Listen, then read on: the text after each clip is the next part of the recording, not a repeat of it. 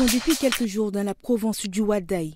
Le ministre de la Santé publique et de la Prévention a inauguré le mardi 19 août le pavillon des urgences et le service de la morgue du centre hospitalier universitaire d'Abéché.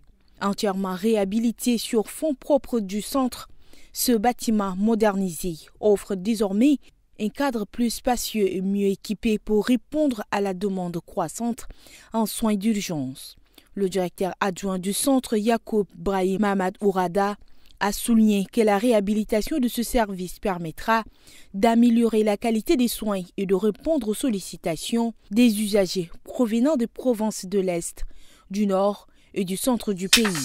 Autre chose, le magistrat Mahamoto Kéradine, en service à la Cour suprême, a été retrouvé sans vie à son domicile. Selon les premières informations, il serait décédé des suites d'une blessure par arme à feu, son arme de service ayant été retrouvée à proximité. Une enquête a été immédiatement ouverte afin de déterminer les circonstances exactes du drame. Autre chose, la 9e conférence internationale de Tokyo sur le développement de l'Afrique s'ouvre ce mercredi 20 août à Yokohama. Cet événement a pour but de renforcer la coopération économique et sociale entre l'Afrique et le Japon. Pour le Tchad, cette conférence représente une opportunité stratégique pour consolider ses relations avec Tokyo.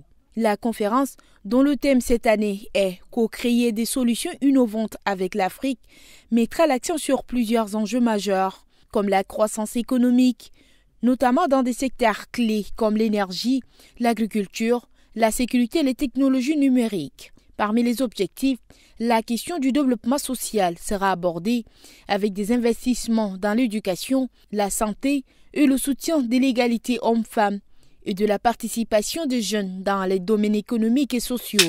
Pour finir, l'ancien premier ministre civil du Mali, Choguel Kokala Maïga, limogé en novembre par les militaires au pouvoir depuis 2020, a été inculpé puis écroué mardi 19 août 2025 pour atteinte au bien public, a appris l'AFP des sources judiciaires. L'ancien premier ministre en garde à vue depuis une semaine a été écroué au terme d'une audition devant la chambre d'instruction de la Cour suprême et devra répondre des accusations d'atteinte au bien public, faux et usage des faux, a indiqué une source judiciaire à l'AFP.